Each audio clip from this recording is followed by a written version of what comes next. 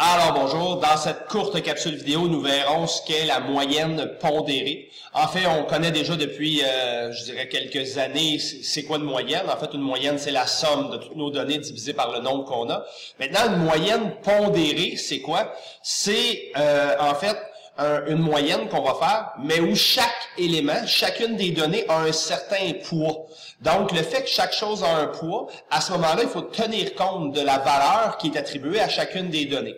Donc, l'exemple qu'on a ici, on a pris, par exemple, le bulletin de Stéphane en mathématiques, et voici les résultats à l'étape 1, 2 et 3.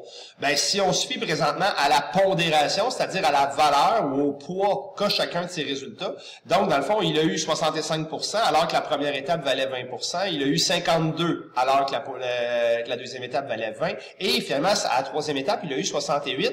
Mais une chance, en fait, son meilleur résultat, il l'a eu dans l'étape qui était la plus pesante, disons ça comme ça.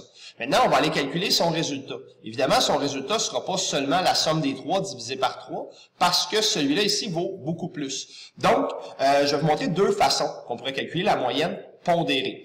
Alors, tout d'abord, ce qu'on a, c'est que dans le fond, on pourrait y aller par forme de produit croisé. C'est-à-dire que sur les 20% disponibles, on va aller chercher, il aurait eu combien sur 20?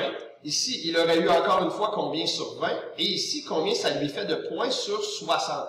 Et pour faire ça, on pourrait simplement utiliser le produit croisé ou la règle de 3, en fait, parce que c'est proportionnel.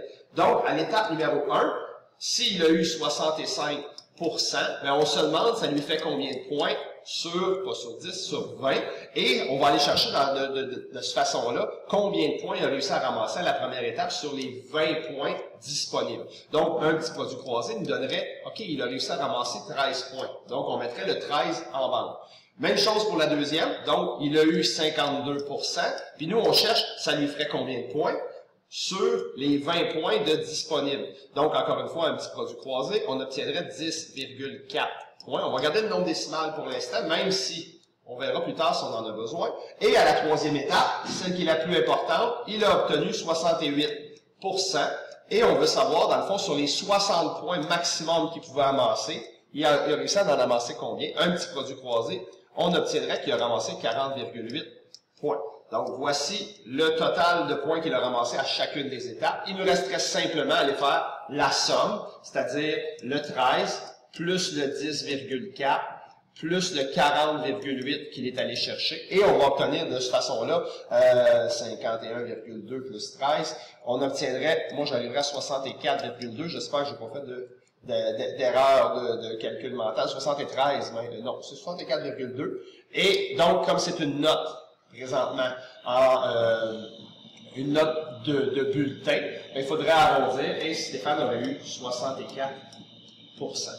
Deuxième façon de le calculer, parce que je vous avais parlé d'une deuxième façon, mais on peut y aller avec le nombre décimal. Donc, les gens qui sont peut-être plus habiles au niveau de la manipulation de nombres, ben, ce qu'on peut calculer, on pourrait le faire en une seule étape. Puis, dans le fond, son étape 1, qui vaut 20%, ben, en nombre décimal, dans le fond, c'est 20% ou 0,2, 0,20, si on peut y aller à deux décimales si vous voulez, multiplié par sa note qui est 65.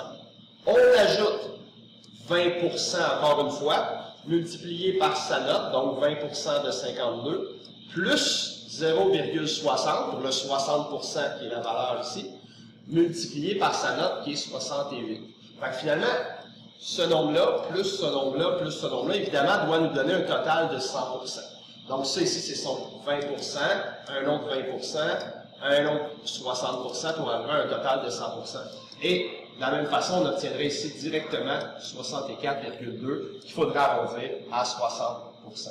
C'est les deux façons de faire. Vous allez pouvoir choisir celle que vous voulez. Moi, je pense que celle-là ici, elle est plus visuelle, alors que celle-là ici, c'est plus pour les gens peut-être qui sont plus habiles avec la manipulation de nombres.